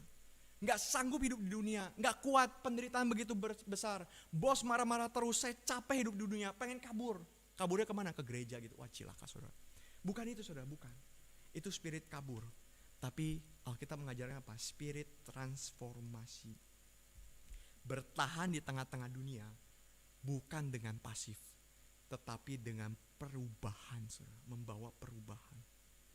Dunia gak mungkin lakukan ini, saudara, karena hidup mereka gak jelas. Tujuan daripada dunia ini gak jelas, saudara. Mau kemana? Gak jelas. Tetapi dengan Kristus, saudara, dia menjamin pemulihan semesta ini, pemulihan seluruh ciptaan ini, saudara sekalian, dengan kebangkitannya sendiri. Kebangkitan Kristus, fisik Kristus dibangkitkan, dipulihkan. Berarti apa? Dunia ini akan dibangkitkan, termasuk kita semua saudara sekalian akan dibangkitkan saudara. Sehingga akhirnya apa? Kita berjuang untuk membawa kehidupan ini bagi Tuhan. Saudara, ini satu hal yang sangat penting bagi kita sebagai orang Kristen. Saya tidak tahu saudara bergerak di dalam bidang apa. Mungkin ada di bidang perbankan, mungkin ada di bidang pendidikan, mungkin ada bidang macam-macam. Saudara bergerak di sana. Tapi saudara, apakah kita punya pikiran bahwa kita akan membawa semuanya itu bagi Tuhan? Saudara, ini yang harus ada. Kenapa kita mau bawa semuanya itu bagi Tuhan? Karena kita tahu Tuhan pasti pulihkan. Maka pekerjaan kita itu tidak jadi sia-sia, saudara. Ini yang Alkitab katakan, pekerjaanmu, jeripayamu tidak sia-sia. Kenapa? Karena kita tahu Tuhan akan genapi semuanya. Tuhan akan bangkitkan semuanya. First fruit kok. Ini masih buah sulung. Bukan yang akhir, saudara sekalian. Maka kita menolak satu istilah, saudara sekalian, yang disebut dengan ecclesiocentrik, saudara. Ecclesiocentrik. Ecclesiocentrik ini dari pemikirannya orang medieval ya, orang abad pertengahan, saudara. Yang punya pikiran bahwa pokoknya segala sesuatu itu harus berpusat pada gereja. Di luar gereja itu semua buruk, haram, najis, gak mau, ya, gak usah, saudara. Ini pikirannya dari orang-orang yang ada di dalam kekristenan mula-mula juga, saudara. Paulus kan pernah berkata ya kepada orang, kalau tidak salah di Tesalonika, saudara. Paulus berkata, gak mau kerja, gak usah makan. Pernah bicara itu Paulus, tidak mau kerja, gak usah makan. Kenapa, saudara sekalian? Bukan jemaat Tesalonika waktu itu malas-malas, tidur-tiduran, kerjanya nganggur gitu ya. Udahlah saya buka HP aja gitu atau gimana. Enggak, saudara, bukan itu. Tapi pikirannya orang Tesalonika itu apa? Pekerjaan yang mulia itu bekerja di gereja. Rohaninya tinggi di gereja. Kalau di kantor, ya, di sekolah, di restoran, wah itu sekuler, itu haram, itu jahat, buruk. Ya saya nggak mau kerjain itu. Saya mau kerja ya kerja nggak kerja, rajin nggak rajin. Tapi saya pengen rajinnya itu yang di gereja aja. Nggak mau yang itu mah nggak usah, nggak penting, saudara sekalian. Ini pikirannya. Maka Paulus bilang apa? Nggak mau kerja, nggak usah makan, saudara. Konteksnya itu, saudara sekalian. Maka kita lihat, saudara sekalian, kita menolak hal ini, saudara. Kita nggak bilang bahwa yang paling mulia pokoknya di gereja. Kalau gitu di dunia itu gimana? Kita masuk ke bidang kita masing-masing gimana? Ya kerjain ala kadarnya lah. Yang penting kita dapat uang aja. Enggak, saudara. Enggak seperti itu. Saudara, William Tyndale ya, seorang penafsir, bukan penafsir juga ya, dan penerjemah Alkitab ke dalam bahasa Inggris, saudara. Dia mengatakan, bahkan orang yang cuci piring pun sama rohaninya dengan orang yang berkhotbah. Saudara, ini seperti yang ekstrim ya, kita nggak pernah pikir, saudara, cuci piring, wah, cuci piring itu pekerjaannya siapa gitu, saudara. Pengkhotbah itu kan, wah, besar sekali. Tapi tetap Tyndale mengatakan, orang yang cuci piring pun sama dengan orang yang berkhotbah kerohaniannya, saudara. Artinya apa, saudara? Gak bisa kita ngomong ini sekuler, ini rohani, ini sekuler, ini rohani. Gak bisa, saudara. Karena dengan kita pisahkan ini sekuler, ini rohani, ini sekuler, ini rohani, akhirnya apa? Kita coba kabur dari yang sekuler, kita coba masuk ke yang rohani. Yang ini tidak digarap, saudara sekalian. Tetapi Tuhan mengatakan apa? Semuanya akan aku pulihkan. Berarti apa? Termasuk semua ini, saudara. Termasuk bidang saudara masing-masing. Tuhan akan pulihkan itu. Sehingga kita mesti persembahkan, bawa semuanya buat Tuhan, saudara. Gak ada yang di stop-stop. Gak ada yang ditunda-tunda, gak ada yang ditahan-tahan, saudara. Ini bukan bidang buat Tuhan. Gak ada. Semua dibawa buat Tuhan. Bahkan bidang-bidang yang belum tersentuh oleh kekristenan sama sekali. Saudara, saya sangat rindu ya, saudara. Saya sangat rindu. Ada pemuda-pemuda yang masuk ke bidang entertainment zaman sekarang. Kita gak pernah masuk, saudara. Karena apa? Gereja Reform pikirnya apa? Musik paling agung musik klasik. Betul sih, saudara, saya gak mengatakan musik klasik jelek. Enggak, betul. Saya sendiri merasakan musik klasik itu sangat agung. Tapi ada ekses di belakang itu, yaitu apa? Orang gak mau masuk ke dunia-dunia yang sekarang ini, saudara. Dunia entertainment itu, gimana gereja Reform menghadapi dunia entertainment? Gimana gereja Reform menghadapi pemfilman, film-film, dan sebagainya, saudara, ya. Belum lagi masuk ke dalam dunia teknologi dan sebagainya. Gimana kita bersuara di sana? Kalau nggak ada yang bersuara di sana, saudara sekalian, seluruh bidang itu dipakai oleh setan untuk kerajaan dia. Semua diambil oleh kerajaan dia, saudara. Film-film sekarang, Disney apalagi, saudara sekalian, itu saya sangat muak melihat Disney sekarang, saudara. Gila itu, benar-benar Disney itu agenda politiknya keras sekali, kenceng sekali. Sampai-sampai, saudara, ya, apa itu namanya, mermaid pun jadi orang kulit hitam, saudara. Itu gimana ceritanya, saudara? Itu agenda politik keras sekali, saudara. Orang-orang yang masuk di Disney itu orang-orang yang garis-garisnya, wah nggak jelas lah saudara, nggak tahu lah. Saya bisa mengumpat nanti, sudahlah saudara. Jadi saudara, kita lihat saudara ya, bahwa dunia-dunia seperti itu gimana kekristenan masuk. Gimana teologi kita sebagai teologi reform masuk ke sana saudara. Gimana kita menggarami itu, membawa itu kepada Tuhan. Saudara kita lihat ya, kenapa bisa ada musik yang begitu agung seperti musik dari Bach, dari Handel, dari Mozart, dari orang-orang yang begitu besar itu saudara. Kenapa? Karena ini saudara, rahasianya ini, mereka tahu kuasa kebangkitan. Maka di zaman itu mereka dengan berjuang, dengan sekuat tenaga, mereka bawa kuasa kebangkitan itu di dalam bidang masing-masing. Mereka menghadirkan kerajaan Allah di bidang musik. Dan mereka berjuang sebisa mereka untuk membawa itu. Kapan ada orang-orang selanjutnya? Kapan ada Bach selanjutnya? Ada Handel selanjutnya? Yang membawa ke bidang-bidang kita masing-masing kerajaan Allah itu. Dan saya harap dari pemuda di tempat ini ada yang seperti itu. Gak usah yang tinggi, yang besar saudara. Merubah seluruh sistem korupsi di Indonesia ini menjadi sistem yang adil, makmur dan sejahtera. Oh, tunggu dulu saudara. Itu hal yang baik, itu hal yang bagus saudara. Saya tidak melarang itu. Tapi tunggu dulu. Mulai dari hal kecil di mana kita dipercayakan. Saudara dipercayakan apa? Maka saudara bawa etos kerja Kristen ke sana. Maka saudara sekalian, menghadirkan kerajaan Allah itu tidak perlu selalu berkaitan dengan apa? Penginjilan. Penginjilan menghadirkan kerajaan Allah, betul saudara. Jangan salah pikir ya saudara, saya tidak mengatakan sebaliknya. Tapi menghadirkan kerajaan Allah tidak selalu berkaitan dengan penginjilan. Oh, kalau orang ini diinjili, orang Islam masuk ke Kristen, saya menghadirkan kerajaan Allah di kantor saya. Belum tentu saudara. Menghadirkan kerajaan Allah bisa dengan apa saudara? Bawa masuk etos Kristen, etos kerja Kristen ke kantormu, ke tempat kita bekerja, dan di sana jadi kesaksian. Sehingga orang-orang di sana melihat, oh orang Kristen kerja seperti ini ya. Saya baru tahu. Maka kita dari sana mulai masuk saudara sekalian. Dan nama Tuhan dipermuliakan. Direbut untuk Tuhan kembali saudara. Maka pertanyaannya, di mana anak muda Kristen yang mentransformasi sejarah? Yang mentransformasi tempat-tempat yang kita dipercayakan saudara. Ini hal yang kedua saudara. Hal yang ketiga saudara, yang terakhir saudara. Di dalam Alkitab dikatakan seluruh kuasa dan kemuliaan itu akan dimiliki, akan ditaklukkan olehnya. Saudara, Abraham Kuyper mengatakan satu kalimat sangat jelas sekali saudara. Tidak ada satu inci pun di mana Kristus tidak berteriak, ini milikku. It is mine saudara. Ya, teriakan yang sangat keras sekali saudara. Semuanya adalah milik Tuhan. Maka itu saudara sekalian, ini membuat kita apa saudara? Ini membuat kita menjadi orang Kristen yang radikal, yang berjuang bagi Tuhan saudara. Bukan jadi orang Kristen biasa-biasa saja. Saudara, di dalam Alkitab itu hanya ada dua pilihan. Hidup atau mati. Di dalam Alkitab hanya ada dua pilihan. Kudus atau najis. Hanya ada dua pilihan saudara sekalian. Benar atau salah. Gak ada yang tengah-tengahnya saudara. Gak ada antara hidup mati, saya sekarat di tengah saudara. Gak ada. Atau saya pingsan di tengah. Gak ada saudara. Hidup memuliakan Tuhan. Mati untuk setan saudara. Pilihannya dua. Mau pilih hidup, mau pilih mati saudara. Itu kan di dalam Ulangan jelas sekali saudara. Hidup atau mati. Maka itu saudara sekalian menjadi orang Kristen. Gak bisa yang middle way. Yang tengah-tengah gak bisa saudara. Saya datang ke gereja mau ngapain? Cuman mau duduk dengar khotbah pulang. Ini banyak sekali mental orang Kristen seperti ini saudara. Tapi itu bukan orang Kristen sesungguhnya. Karena apa? Pilihannya dua. Kristen sungguh-sungguh. Zeal buat Tuhan. Berjuang mati-matian buat Tuhan. Mencintai Tuhan. Atau enggak sama sekali. Gak ada setengah-setengah saudara sekalian. Maka sekali lagi saudara, Paulus mengatakan ya, aku bekerja lebih keras. Aku bekerja lebih keras daripada mereka saudara. Tapi bukannya aku melainkan kasih karunia Tuhan saudara sekalian. Ini menjadi satu contoh bagi kita bahwa kuasa kebangkitan itu membuat kita bekerja keras bagi Tuhan saudara. Kuasa kebangkitan itu membuat kita punya zealous life saudara. Orang Kristen itu harusnya identik dengan kehidupan yang zeal saudara.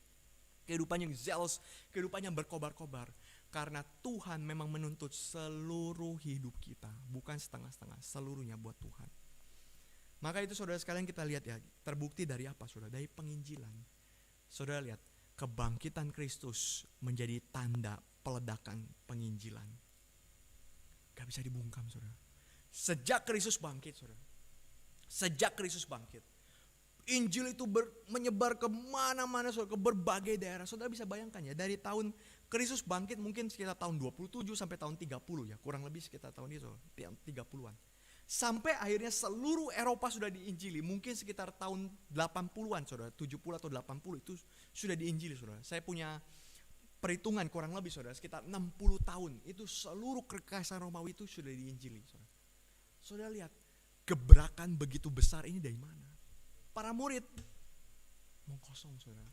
Para murid setelah Kristus bangkit, setelah Kristus naik, apa yang dilakukan?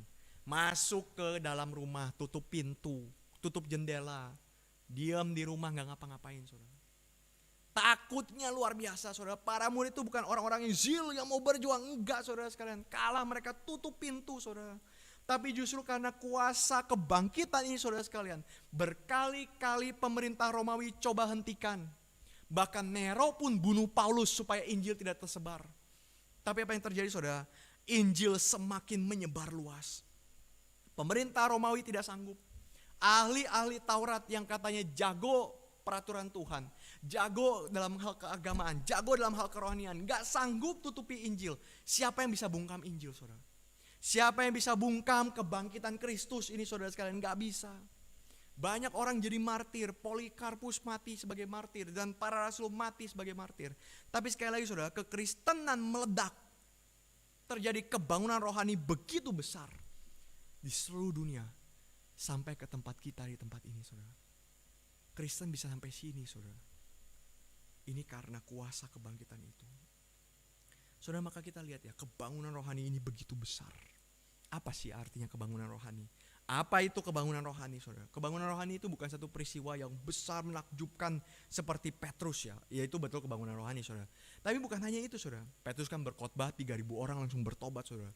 Itu kan pertobatan panen besar-besaran saudara ya. Sebenarnya menandakan first fruit yang sejati itu seperti ini saudara. Kebangkitan Kristus membuat 3.000 orang ini pun akhirnya bertobat, bangkit dan seterusnya saudara. Tapi dalam konteks Korintus saudara, kebangunan rohani itu apa? Korintus itu gereja yang besar juga, terjadi perpecahan juga ya, mereka saling mengkubu. Saya kubunya Paulus, saya kubu Apolos, saya kubu ini itu Korintus saudara. Kebangunan rohani terjadi ketika gereja semakin mengasihi Allah. Melalui apa saudara? Melalui komunitas yang bertumbuh. Saudara, ini satu hal yang sangat penting. Kita perlu pikirkan pertumbuhan. Pertumbuhan kerohanian kita masing-masing dan pertumbuhan komunitas kita. Ini satu hal yang sangat penting saudara sekalian, karena tidak ada pertumbuhan itu terjadi hanya personal.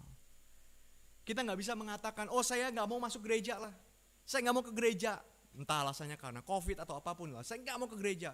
Saya mau di rumah aja, saya mau bertumbuh di rumah sendiri, baca firman sendiri dan sebagainya. Gak bisa saudara. Pertumbuhan itu selalu saudara bersifat komunal. Garam saudara, garam. Meskipun sedikit, itu mempengaruhi seluruh makanan. Tapi garam yang sedikit itu saudara tidak pernah hanya satu titik. Tidak pernah. Garam itu beberapa jumput, beberapa titik itu mempengaruhi seluruh makanan. Maka sama saudara di dalam hal gereja pun saudara. Kebangunan rohani itu tidak terjadi saudara sekalian tanpa ada individu-individu yang mempengaruhi komunitas. Saudara pernah lihat ada kebangunan rohani terjadi sendirian? Gak gabung ke gereja, gak mempengaruhi komunitas umat percaya, gak ada saudara. Billy Graham berkhotbah begitu besar, dia bangunkan gereja.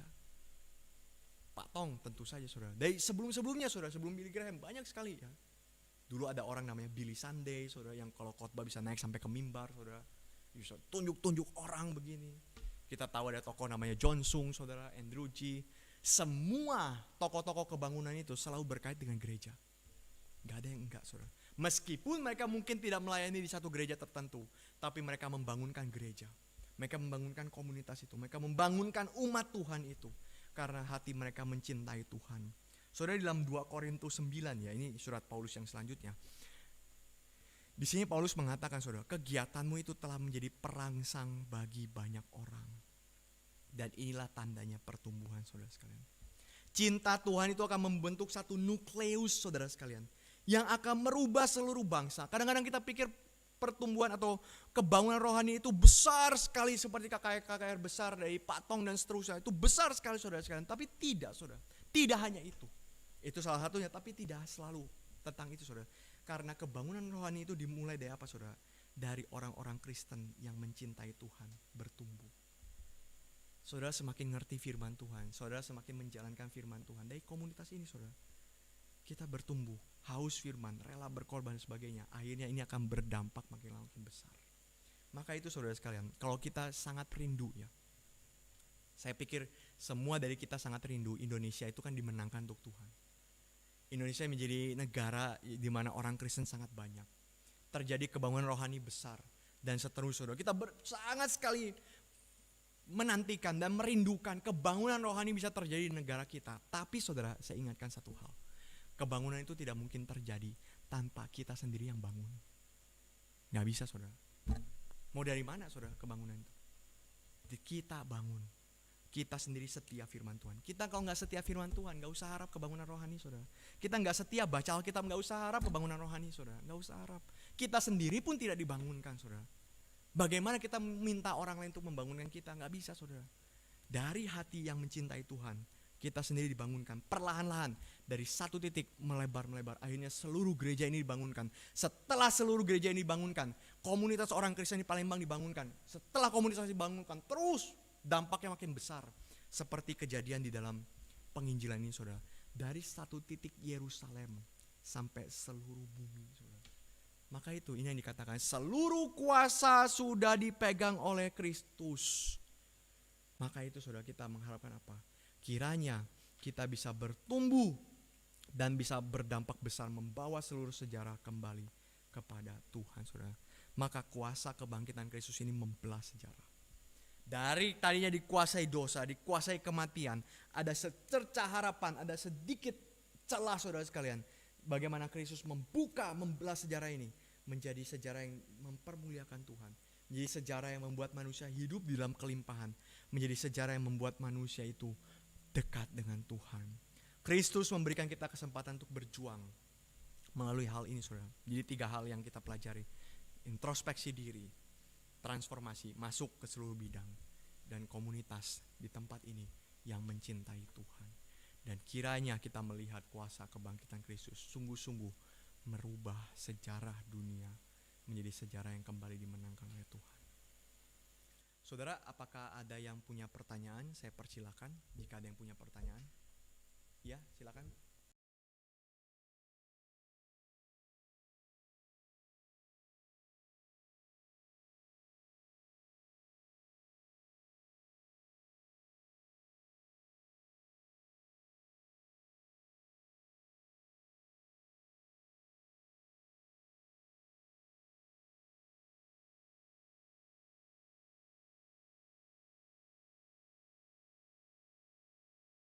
Jadi yang pertama begini ya, kita tidak pernah bisa tahu dan menebak apakah orang ini diselamatkan atau tidak. Kalau orang itu memang kehidupannya sangat buruk sekali ya, sangat mungkin ya dia mungkin belum diselamatkan sama Tuhan. Tidak diselamatkan, bukan belum, tidak diselamatkan. Tapi sekali lagi, bukan berarti Tuhan tidak bisa memberikan keselamatan di dalam detik-detik terakhir ya. Maksudnya begini ya, Tuhan kita kan itu Tuhan yang berdaulat ya. Saya tidak menyangkali bahwa justification by faith itu benar. Tetap itu di dalam doktrin kita percaya bahwa manusia itu dibenarkan oleh iman dan diselamatkan oleh iman. Maka tadi saya katakan pembenaran itu 1 kali. Betul. Jadi dalam kasus-kasus tertentu seperti penjahat di sebelahnya Tuhan Yesus, apakah dia diselamatkan? Iya, kan belum ada buktinya. Nah, di dalam hal ini kita melihat bahwa justification itu by faith. Jadi gak perlu tunggu dulu dia buktikan untuk diselamatkan. Ya, di dalam kasus ini ya. Tetapi di dalam kasus di mana orang Kristen sudah puluhan tahun jadi orang Kristen, ya belasan tahun, puluhan tahun jadi orang Kristen, maka perlu ada kelanjutannya. Gak bisa kita dengan mengatakan bahwa justification kan by faith. Ya sudah, kalau gitu saya gak perlu jadi orang yang berjuang buat Tuhan dan sebagainya, melakukan kebaikan demi nama Tuhan atau apa, gak perlu kayak gitu. Nah ini gak bisa kayak gitu. Karena dulu Martin Luther pernah diserang seperti ini oleh lawannya ya, Erasmus Rotterdam ya. Martin Luther pernah ditanya begini, karena kan dia mengajukan justification by faith, hanya oleh iman, anugerah Tuhan saja menyelamatkan kita. Erasmus itu mengatakan begini, Martin Luther, tahukah kamu bahwa teologimu ini hanya akan membuat banyak orang-orang Kristen bajingan? Dia pakai istilah itu, banyak orang-orang Kristen bajingan. Kenapa?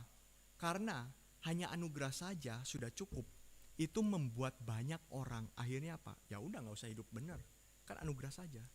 Tapi Martin Luther punya jawaban baik, punya jawaban bagus sekali. Di awalnya itu memang anugerah, tetapi anugerah itu akan membuat orang untuk bekerja lebih giat lagi untuk Tuhan. Maka kita punya asumsi lah ya.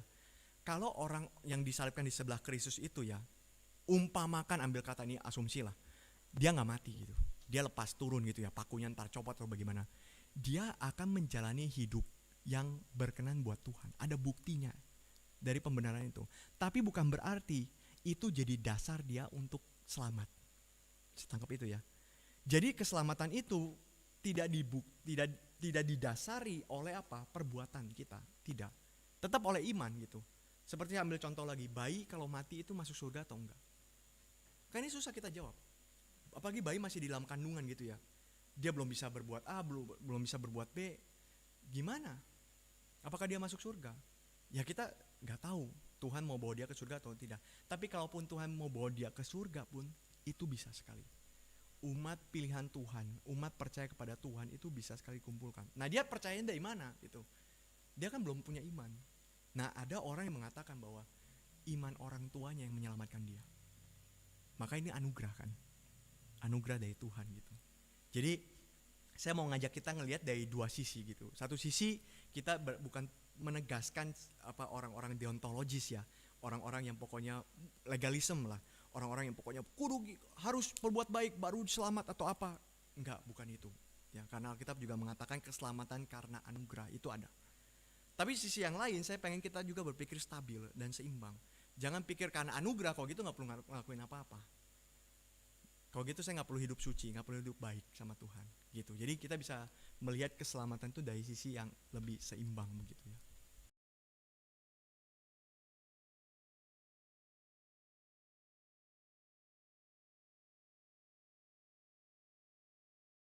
Yang pertama itu adalah kita tidak bisa mengkontraskan kejahatan dengan Tuhan. Karena apa? Karena di dalam Alkitab itu jelas mengatakan bahwa kejahatan atau apapun itu ya tetap ada di dalam genggaman Tuhan. Kan di dalam Ayub dikatakan ya, apakah mau menyembah Tuhan hanya karena kebaikan saja? Tuhan yang memberi, Tuhan yang mengambil, terpujilah nama Tuhan. Dan kita melihat dengan jelas sekali bahwa setan pun menggoda Ayub itu kan karena Tuhan yang buka pagar. Ya. Tapi sekali lagi saya mau kasih disclaimer juga, bukan berarti Tuhan yang otaknya, jadi otak utama, dalang utama atas kejahatan, bukan. Ya.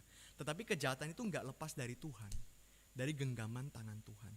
Maka kita tidak bisa mengkontraskan kejahatan dengan Tuhan. Kalau ada kejahatan pasti nggak ada Tuhan, ada Tuhan pasti nggak ada kejahatan. Enggak.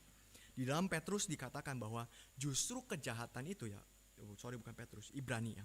Ibrani mengatakan justru kejahatan itu dipakai oleh Tuhan untuk mendidik kita. Dipakai oleh Tuhan untuk mendewasakan kita. Karena di dalam Ibrani dikatakan, bapak mana yang tidak mendidik anaknya untuk bertumbuh? Ya pasti mendidik anaknya bukan dengan hal yang baik-baik saja, tapi memberikan ganjaran. Ibrani pakai istilah itu, memberikan ganjaran. Ya. Sehingga kejahatan itu bisa kita lihat sebagai satu hal ya pendidikan juga di dalam hal itu. Meskipun ada kejahatan itu pun merupakan satu dampak dari dosa juga. Ya, karena kita tahu dosa itu sudah kalah, dosa itu sudah mati, betul. Tapi masih ada sisa-sisa dosa. Saya selalu ingat ilustrasinya itu seperti Yosua dan tanah Kanaan. Tanah Kanaan itu waktu Yosua hidup, seluruh rajanya sudah habis. Semua dibantai oleh Yosua. Tapi ada daerah-daerah yang masih harus diduduki oleh mereka. Diduduki bukan berarti mereka harus rebut, mereka harus perang lagi, mereka harus kalahkan rajanya. Tidak, rajanya udah mati. Tapi daerah itu belum didatangi oleh Israel untuk berdiam di situ dan diklaim sebagai milik Israel. Ya, maka dari hal ini kita bisa lihat ya bahwa kejahatan itu ya nggak kontras dengan Tuhan, gitu ya. Kejahatan itu nggak kontras karena ini problem of evil ya. Problem of evil itu orang punya sanggahan kalau Tuhan baik nggak mungkin ada kejahatan, ya kan? Karena Tuhan baik, ya. Dan Dia maha kuasa, pasti nggak mungkin ada kejahatan. Kalau Tuhan hanya maha kuasa, ada kejahatan, mungkin Dia nggak baik. Kalau Tuhan baik, ada kejahatan, mungkin Dia nggak sanggup. Kan kadang-kadang kita begitu ya, nggak sanggup ngelawan atasan atau gimana, ya udahlah, biarin aja lah kejahatannya gitu. Tapi nggak bisa dilihat seperti itu sih. Nggak bisa dilihat kontra seperti itu. Maka waktu kekristenan masuk ke dalam dunia ini ya, kita mesti sadari apa yang harus kita hadapi. Pertama, kita mesti sadar fakta dosa. Kenapa? Bukan berarti kita mengagungkan dosa ya. Enggak, ini dua hal yang berbeda. Tapi kita sadar fakta dosa, bahwa memang manusia ini jatuh dalam dosa. Kalau kita nggak sadar seperti ini ya, kita akan hidup di dalam halusinasi. Akhirnya kita pikir, masa sih orang reform nggak mungkin dosa besar sekali, gitu ya. Kita akan pikir itu, dia sudah setia, dia sudah melayani Tuhan puluhan tahun, jadi orang reform yang benar-benar khotbahnya juga luar biasa. Kok dia bisa jatuh dalam dosa gitu ya, seperti kapan lalu Raffi Sakarias begitu ya. Kita bisa stres gitu menghadapi fakta seperti ini. Jadi pertama ya, menerima fakta dosa ini. Manusia memang masih bisa jatuh dalam dosa ya, karena itu kita perlu berjaga-jaga, perlu waspada. Yang kedua, kita nggak diam di dalam fakta dosa itu. Kita mesti masuk dalam restorasi tadi ya. Restorasi tadi, transformasi ya. Masuk merubah, masuk memperbaiki, masuk memperbarui. Meskipun memang tidak instan. Kita nggak bisa harapkan satu kondisi yang benar-benar ideal itu pasti nggak bisa. Ya. Tetapi dari situ kita bisa mulai dari hal-hal kecil dan sebagainya untuk masuk dan merubah sesuatu. Sehingga ya, di dalam menjawab seperti ini, yang ketiga, yang terakhir itu ya, ada hal-hal yang memang misteri bagi kita, yang kita nggak bisa jawab. Ya, ini Calvin yang ngomong ya, bukan saya. John Calvin bilang, kejahatan itu adalah misteri. Kenapa masih ada kejahatan? Kan ada Tuhan gitu, yang baik gitu ya. Seperti selain jawaban yang tadi saya sudah katakan ya, yang ketiga Calvin bilang ini masih misteri. Ini masih misteri yang Tuhan nggak bukakan semua kepada kita. Maka ya, di satu sisi kadang-kadang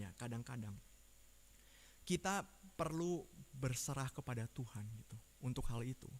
Di dalam kondisi yang sangat terjepit sekali dan mungkin kita nggak bisa apa-apa. Nah ini udah masuk bicara etika ya. Etika itu kan nggak hitam putih ya.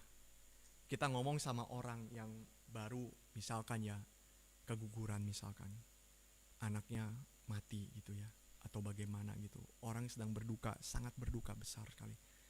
Kita kan gak bisa bilang sama dia, ya sudahlah, namanya orang berdosa ya pasti bisa mati. Gak bisa, mati dia, ikutan bunuh diri dia nanti. Tapi kita juga gak bisa bilang sama dia gitu bahwa tenang ya, anakmu ini nanti ketemu Tuhan loh, ya kamu santai-santai aja, tenang ya, jadi orang Kristen baik-baik aja. Gak bisa, dia sama-sama bunuh diri nanti. Wah, anak saya ketemu Tuhan itu gimana itu, saya masih mau mengurus dia gitu. Ada satu orang ya yang bilang gitu ya, saya lupa ceritain Pak Tong atau Pak Anton atau siapa ya. Dia bilang, Pak tolong saya lah, datang satu pendeta, seorang ibu. Pak tolong saya, kenapa Bu? Iya, suami saya sudah meninggal gitu ya, saya takut sekali ya. Apakah suami saya ini masuk surga atau masuk neraka? Dia gak percaya Tuhan dan sebagainya gitu ya. Pendeta ini gak bisa jawab gimana gitu ya. Pendeta ini ya kiranya Tuhan yang memimpin gitu ya, supaya ibu bisa ketemu lagi sama suami ibu, maka ibu mesti percaya sama Tuhan ya. Ibu mesti percaya sama Tuhan, Tuhan yang pimpin dan sebagainya gitu. Akhirnya si ibu ini bilang apa? Saya mesti percaya sama Tuhan supaya apa? Supaya saya masuk surga gitu ya. Supaya saya masuk surga, saya bisa ketemu dengan suami ibu dan sebagainya. Tapi kalau suami ibu nanti masuk neraka gitu ya, ibunya akhirnya pikir begini, saudara. Intinya ibunya pikir begini, ya sudahlah, saya mau ketemu sama suami saya, biarin aja saya masuk neraka. Ya. Bicara surga neraka, dia lebih mengasihi suaminya dibandingkan masuk surga. Akhirnya apa? Gak mau ke surga, pengennya masuk neraka aja. Nah itu kan hal-hal seperti itu masuk ke dalam ranah etika yang kita gak bisa hitam putih ya. Maka ada masa-masa, ada titik di mana kita bisa ya hanya bisa ya berdoa sama Tuhan dan kiranya Tuhan yang memberikan jalan keluar. Tapi di sisi lain gak bisa semua hal digituin sama kita ya. Ada hal yang kita bisa lakukan, ada hal yang kita bisa kerjakan. Ya kita kerjakan sesuai dengan panggilan kita gitu. Jadi respon kita kepada kejahatan seperti itu sih. Gitu.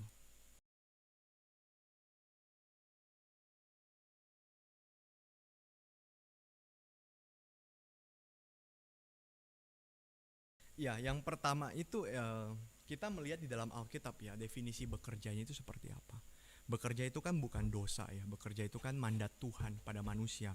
Sehingga yang perlu kita lakukan di dalam kerjaan itu apa? Yang mencerminkan Tuhan sebenarnya, yang Alkitab katakan. Misalkan bicara tentang keadilan, misalkan bicara tentang kejujuran, bicara tentang kebenaran gitu ya.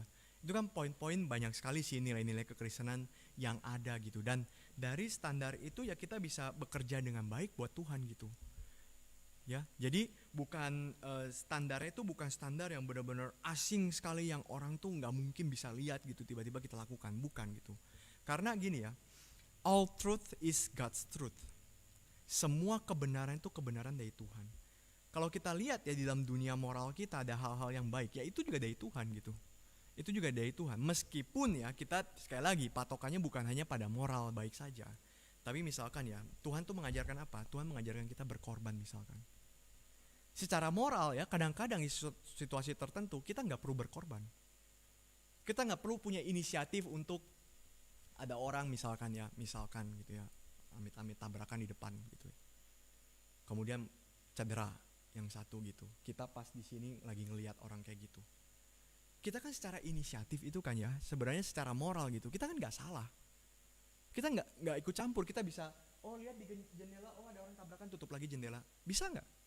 Ya mungkin bisa, secara masyarakat mungkin dibenarkan dengan seperti itu kan. Secara moral itu nggak salah-salah banget gitu. Tapi apa yang dilakukan oleh orang Kristen? Orang Kristen misalkan, oh saya ingat pengorbanan Tuhan Yesus. Maka apa? Kita turun ke bawah, kita angkat itu orang, kita bawa ke rumah sakit, kita bayarin dan sebagainya. Ini bukan wajib ya. Setiap ada orang kecelakaan mesti kita bayarin. Enggak, bukan itu ya. Tapi contoh ya, sekali lagi ya, jangan salah tangkap, contoh gitu. Kita bayarin, kemudian kita tungguin dia, kita coba kasih dia penghiburan, kasih doain dia dan sebagainya. Nah ini kan hal-hal yang melampaui moral orang biasa. Tapi kekristenan ajarkan untuk berkorban. Jadi dalam hal-hal seperti ini gitu ya, kita bisa lihat gitu ya. Banyak hal lah di dalam, saya nggak bisa detail ya karena setiap konteks itu berbeda-beda. Maka kita pengen tahu yang seperti itu, kita harus lihat Alkitab. Itulah pentingnya ya belajar firman Tuhan. Saya lihat orang Puritan itu sangat baik sekali ya. Dia setiap hari dia renungkan satu pasal itu selama 1-2 jam setiap hari. Dan dia bisa renungkan satu pasal misalkan dari Mazmur ya. Dia renungkan 60 kali. 60 perenungan berbeda. Berarti apa? 2 bulan dia stuck di Mazmur 1. Dia renungkan terus firman gimana ya, bawa ke hidup. Kita waktu dengar firman Tuhan dari mimbar, apa yang dikatakan pengkhotbah, bawa ke hidup. Oh prinsipnya ini. Kita kategorikan, kita bawa dalam hidup kita, mesti jalanin apa. Gitu ya, jadi yang pertama dari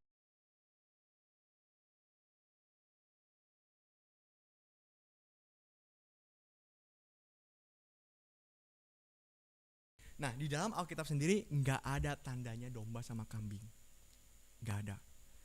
Waktu kita menginjili orang kita bisa tahu nih ini domba atau kambing, nggak ada tandanya, nggak ada. Karena kalau seperti itu penginjilan sangat mudah sekali. Kita lihat, wah ini domba nih, langsung datangin Injil, oh ya berhasil gitu ya, nggak ada. Tapi sayangnya nggak ada seperti itu. Maka gimana memotivasi kita untuk menginjili ya? Ya motivasi kita bukan kepada personnya, bukan kepada objek, tanda petik ya, objek penginjilannya itu. Kalau dia bertobat saya senang, kalau dia nggak bertobat saya lesu, bukan itu. Tapi motivasi kita itu mencari orang yang tersesat, mencari umat Tuhan yang tersesat itu ya. Kepada siapa ujungnya? Kepada Tuhan. Kita melakukan ini untuk melayani Tuhan. Maka kan di dalam Alkitab sendiri Paulus bilang kan, orang itu nggak mau dengar, sudah kebaskan tebu gitu. Biarin aja gitu. Orang itu nggak mau dengar gitu. Kalau Pak Michael Densmore biasanya ngomong, kalau orang sudah tutup pintu di depannya, sudah nggak usah datangin lagi. Kita jangan habiskan waktu untuk satu orang gitu, jangan. Tapi ya sekali lagi ya, ini perlu bijaksana. Kadang-kadang ada orang yang terus didampingi terus, lama-lama dia bertobat, dia umat Tuhan. Ada juga.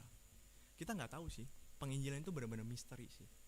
Benar-benar misteri. Siapa yang dipertobatkan oleh Tuhan, siapa yang berontak, siapa yang dimenangkan, itu semua misteri. Tapi yang kita tahu satu hal adalah kita harus melayani Tuhan dan kita harus menjadi saksi buat Tuhan. Itu yang paling pentingnya gitu ya. Sehingga waktu kita mau injili orang, ya injili aja. Nggak perlu takut, ini jangan-jangan orang binasa, nanti tenang aja, itu Tuhan yang atur. Orang itu selamat nggak selamat, Tuhan yang atur. Tapi yang penting kita mau injili orang, ya, tergerak, terbeban. Wah saya mengasihi orang ini, saya mau injili. Injili aja langsung. Injili gitu. perkara dia terima atau tidak atau gimana, ya urusan berikutnya. Gitu, ya. Mari kita berdoa. Bapa, kami bersyukur sebab Kristus telah bangkit. Dan kuasa kebangkitan Kristus itu kuasa yang membelah sejarah. Dari sejarah yang berdosa, yang melawan Tuhan, menjadi sejarah yang mempermuliakan Tuhan. Kami sungguh bersyukur untuk anugerah-Mu Tuhan. Dan kiranya Tuhan yang memimpin dan memberkati kami untuk hidup bagi Tuhan. Pakailah kami Tuhan sebagai pemuda-pemuda Kristen tempat ini. Di dalam segala keterbatasan, di dalam segala hal yang kami miliki, yang begitu jauh dari kesempurnaan. Tapi kami mau Tuhan, biarlah hidup setiap kami dipakai oleh Tuhan untuk bercahaya di tengah-tengah dunia ini. Merebut kembali sejarah kepada Tuhan demi kemuliaan Tuhan karena Kristus sudah bangkit. Kiranya Tuhan memberikan kekuatan bagi kami dan kiranya Tuhan menggerakkan setiap kami menjadi orang Kristen yang berkenan di hati Tuhan. Terima kasih Tuhan untuk anugerah-Mu. Di dalam nama Tuhan Yesus Kristus kami berdoa. Amin.